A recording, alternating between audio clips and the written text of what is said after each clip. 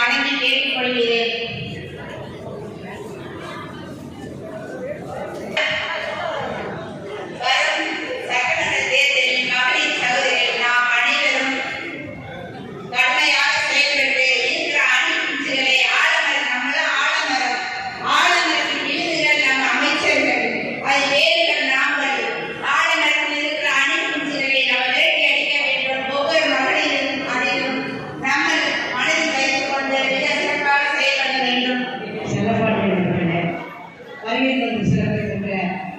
எங்களுடைய கவிச்சர் கவிதைத்தவர்களே, சரவணர்களே, சந்திரசேகரன் அவர்களே, அண்ணன் யாகத்திரி அவர்களே, அருமை வடக்கு மாவட்ட மகளிர் இணைப்பாளர் பிரபுசர் அவர்களே, தொண்டர் இணைப்பாளர் பிரபா அவர்களே, தெற்கு மாவட்ட மகளிர் அமைப்பாளர் தேவி அவர்களே, தொண்டர் அமைப்பாளர் பாத்திமா அவர்களே, வருகை தந்திருக்கிற முன்னாள் சேர்மன் மகளிரினுடைய அவைத்தலைவர் நம்முடைய சகோதரி அவர்களே, வருகை தந்திருக்கிற மேகனா நம்ம எல்லாருக்கும் வந்திருக்கீங்க. எல்லாருக்கும் வணக்கத்தை தெரிவித்துக் கொள்கிறேன். மாநாடுங்கிறது நம்முடைய புதுசு இல்லை. நம்முடைய மாவட்ட செயலாளர் சொன்ன மாதிரி சேர்ந்து காரணம் மாநாட்டுகளையும் நம்ம நிறைய பரிசு எண்ணிலாம் பரிசுகள் நான் வாங்கியிருக்கேன். நிறைய கலைஞர்கள் கூட விளையாட்டுவேன். அந்த அளவுக்கு நம்முடைய கடலூர் மாநாடு நடந்துச்சு. அன்னைக்கு சேலத்தில் பேசும்போது நம்முடைய கடலூர் மாவட்ட செயலாளர் எம்எல்ஏ கணேசன் அவர்கள் சொன்னாங்க, நான் மாநாடு அப்பயே மாநாடு நடத்தினேன் அப்படின்னு சொன்னாங்க. அந்த மாநாட்டுக்கு 2000 பேர் நம்முடைய முன்னாள் மாவட்ட செயலாளர் அவசரம் 2000 பேருக்கு உடல் வாய்ப்பிட்டாங்க. எல்லாருக்குமே நம்முடைய அமைச்சர் வந்து கல்வியை வந்து போகும்போது வச்சவனிக்கும் போது அந்தந்த மசில நிப்பாட்டி அங்கேயே ஒவ்வொரு வேலைக்கும் எல்லாருக்கும் செலவுக்கு பணம் கொடுத்தாங்க. அப்படின்னா நம்ம நிறைய மாநாடு, கோயம்புத்தூர் மாநாடு, சேலம் மாநாடு, திருச்சி மாநாடு, விழுப்புரம் மாநாடு, சென்னை மாநாடு, நான் போகாத மாநாடுகளே இல்லை. அந்த அளவுக்கு இங்கேதான் இருக்கிற இந்த மாதிரி நிறைய பேர் அதில் கற்றுக்கிட்டவங்க இருக்கீங்க. இருக்காங்க. நம்ம எல்லாரையும் பக்கத்து மாவட்ட செயலாளர் இருக்காங்க. 20,000 பேர் நம்ம பெரிய கூப்பிடல, நம்ம பண்ணிடலாம். எல்லாத்துக்கும் உதவி செய்யறதுக்கு நம்முடைய அமைச்சர் நிறைய உங்களுக்கு என்ன தேவையோ, நமக்கு என்ன தேவையோ அதெல்லாம் செய்யறதுக்கு அவங்க தயாராக இருக்காங்க. நம்முடைய மாவட்ட செயலாளர் தயாராக இருக்காங்க. மாவட்ட செயலாளர் 20,000 யூனியன் கட்டிக்கிறாங்க. ஆனாலும் நம்ம தெற்கு மாவட்டத்தில் அடிக்கோடு ஏழு வரணும், எல்லாரும் பங்கு பெறணும், எல்லா மகளிரும் பங்கு பெறணும், எல்லாரையும் பயன்படுத்த வேண்டிய சூழ்நிலை இருப்பதனால நம்ம வடக்கு மாவட்ட சார்பா நம்ம எல்லா அடிப்படையிலும் நம்ம செஞ்சுக்கோங்க. அதே மாதிரி தெற்கு மாவட்டத்தில் நம்ம மாவட்ட அமைச்சர் தெற்கு மாவட்டம் மட்டும் இல்லை, அவருடைய பொறுப்பு அமைச்சர் நம்முடைய பொறுப்பு அமைச்சருக்கு எல்லா உதவியும் உங்களுக்கு வேண்டிய யூனிஃபார்மா, உங்களுக்கு சேலவா, உங்களுக்கு சாப்பாடா எல்லாருமே அவங்க பார்ப்பாங்க. யாரும் எந்த கவலையும் நீங்க யாரும் எந்த அங்கேயே எவ்வளவு பேர் சொல்றாங்களோ உங்க ஒன்றியத்துக்குள்ள உங்களுக்கு எவ்வளவு பேர் சொல்றாங்களோ அவங்கள மட்டும் நம்ம ரெடி பண்ணி அண்ணன் நான் இவ்வளவு பேர் ரெடி பண்ணியிருக்கேன் அப்படின்னு சொன்னா அந்த அளவுக்கு நம்முடைய வந்துடணும். அதுக்காக எல்லாமே அவங்க செஞ்சுருவாங்க. அவங்க அளவு செய்ய முடியும். இருந்தாலும் நம்மளே செஞ்சுக்கலாம். நம்ம மூலமா இதை நான் இந்த 1000 பேர் நான் ரெடி பண்ணியிருக்கேன். எங்களுடைய மாவட்ட கழக செயலாளர் அவர்களுக்கும் மற்றும் மாநில மாவட்ட ஒன்றிய நகர செயலாளர் அவர்களுக்கும் மகனாகிறவர்களுக்கும் கரெக்டாக 12 கிலோமீட்டர் தான். அவங்களுடைய அமைச்சர்கள் மாவட்ட செயலாளர்கள் எத்தனை பேர் சொன்னாலும் நான் அத்தனை இப்போதே என்னுடைய அமைப்பாளர்களை பூத்துக்கு 10 பேரும் சொல்லி மகளிர் தொண்டரணி அமைப்பாளரையும் மகளிர் அணி அமைப்பாளரை ரெடி பண்ணி போட்டுட்டு வந்துருக்கிட்ட இங்கே இருக்காங்க.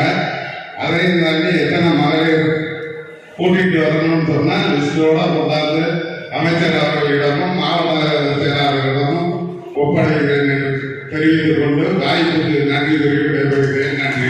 அமைப்பாளர் நமது ஆலங்குடி சட்டமன்ற தொகுதிக்குட்பட்ட அரசமம் தென்காதி கிராமத்தை சேர்ந்த அருமை சகோதரி பாத்திமா பற்றி சொன்னாங்க. எந்த மாநாடு, எந்த பொதுக்கூட்டம், எந்த நிகழ்வு நடந்தாலும் அந்த மாநாடு நடப்பதற்கு 2 மணி நேரத்துக்கு முன்பாகவே அந்த மாநாட்டுக்கு சென்று விடுவார்.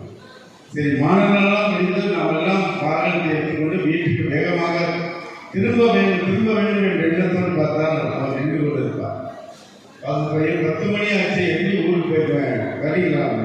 இல்லை பார்த்தா அவங்க போயிடுவாங்கன்னு சொல்லி ஒரு இயக்கத்தில் ஒரு சகோதரி, ஒரு பெண் எப்படி பரிமாற்ற வேண்டும் என்பதற்கு எடுத்துக்காட்டு அரசு பாத்திமா பிவி நானே வியந்து பார்த்தேன்.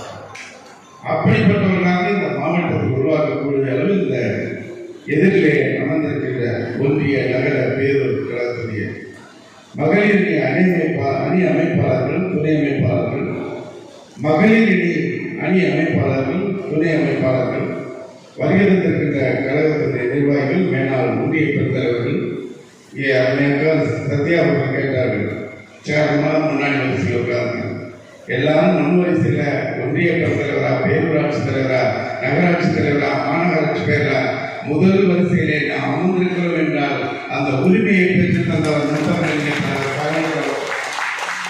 இதற்கு 50% தமிழ்நாடு முழுவதும் பெண்களுக்கான இடஒதுக்கீடு. ஆனால் 60% பெண்கள் தான் இன்றைக்கு உள்ளாட்சிகளில், நகராட்சி பதவிகளில் இருக்கிறார்கள் என்றால் அதற்கு காரணம் முத்தமிழ் தலைவர் கலைஞர் அவர்களும் இன்றைய தமிழ்நாடு முதலமைச்சர். மங்கையராய் பிறப்பதற்கு மாதவம் செய்திட வேண்டுமா என்று கவிமணி தேசிய விநாயகர்களை சொன்னார். பட்டங்கள் ஆள்வதும் சட்டங்கள் செய்வதும் பாலின பெண்கள் நடத்துவதும் என்று மகாகவி பாரதி சொன்ன வார்த்தைகளுக்கு தந்தை பெரியார் இந்த பெண்களுக்கு சம உரிமை வேண்டும், கல்வியில் வேலை வாய்ப்பில் சம உரிமை வேண்டும் என்று போராடிய அந்த போராட்டம் 100 ஆண்டுகளை கடந்து இந்தியாவின் எந்த மாநிலத்தில் இல்லாதவர்களுக்கு தமிழ்நாட்டில் சம உரிமை அல்ல, ஆண்களை விட அதிகமாக உயர் பதவியில் இருக்கின்ற இந்தியாவின் ஒரே மாநிலம் தமிழ்நாடு. அதை உருவாக்கி தந்தவர் தலைவர் கலைஞர். மாநாட்டை மிஞ்சுகின்றவர்கள் நம்முடைய டெல்டா மாவட்ட மாநாடு நிச்சயமாக அமையும் என்று நாங்கள் தலைவர் தளபதியிடத்திலே சொல்லியிருக்கிறோம். அது துறை சந்திரசேகரையும் நம்முடைய மாண்புமிகு மாநாட்டு மன்னன் என்று சொல்லப்படுகிற அமைச்சர் நேரு அவர்களை வைத்துக் கொண்டு சொன்ன பொழுது தலைவர் சிரித்தார். சந்திரசேகர் என்னையா என்னை மண்புல மாற்றிவிட்டார் என்று சொன்னார். அதெல்லாம் கிடையாது. நிச்சயமாக நம்மால் அதிகமான மக்களை அழைத்து வந்து காண்பிக்க முடியும். மகளிர் மாநாடு கடலூரில் நடந்த பொழுது நம்முடைய பகுதியில் இருந்துதான் அதிகமான மக்கள் அங்கே மகளிர் சகோதரர்கள் சென்றார்கள். கடலூரும் இன்றைக்கு டெல்டா மாவட்டத்தில் சேர்க்கப்பட்டிருக்கிறது. எனவே வெற்றி நிச்சயம். எனவே இந்த மாநாட்டினுடைய வெற்றியின் மூலமாக தமிழ்நாட்டிலே மகளிர் அணிக்காக பல்வேறு பகுதிகளிலேயும் மாநாடு நடத்தக்கூடிய ஒரு கட்சி இந்தியாவிலே இருக்கிறது என்று சொன்னால் அது திமுக. திமுக மகளிர் அணி ஒன்றால்தான் பல்லடத்திலையும் நடத்த முடியும், தஞ்சாவூரிலையும் நடத்த முடியும். முடிந்தால் 7 பகுதிகளிலே வாய்ப்பு கிடைத்தால், காலம் இருந்தால் நடத்த முடியும். ஏன்னா தேர்தல் வந்து பிப்ரவரி மாதம் 20ஆம் தேதி 25ஆம் தேதியே கூட அறிவித்து விடுவார்கள் என்கின்ற ஒரு தகவல் வந்து கொண்டிருக்கின்றது. ஏன்னா தமிழ்நாட்டில் சீக்கிரம் தேர்தலை டிக்ளேர் பண்ணணும் அப்படி என்ற எண்ணம் ஒன்றிய அரசுக்கு இருக்கிறது. இல்லை என்று சொன்னால் தினசரி ஒரு சிக்ஸரை நம்முடைய மாண்புமிகு தமிழ்நாடு முதலமைச்சர் அழைத்து எதிரிகளுக்கு ஓட்டே இல்லாமல் பண்ணிவிடுவார் அப்படி என்கின்ற அச்சம் இன்றைக்கு ஒன்றிய அரசுக்கு இருக்கின்ற காரணத்தாலும், நம்மை எதிர்த்து நிற்க போகின்ற அணிகளுக்கு இருக்கின்ற காரணத்தாலும் தேர்தல் தேதியை விரைவில் அறிவித்து நம்முடைய வேகத்துக்கு ஒரு பிரேக் போடலாம் நினைக்கிறாங்க.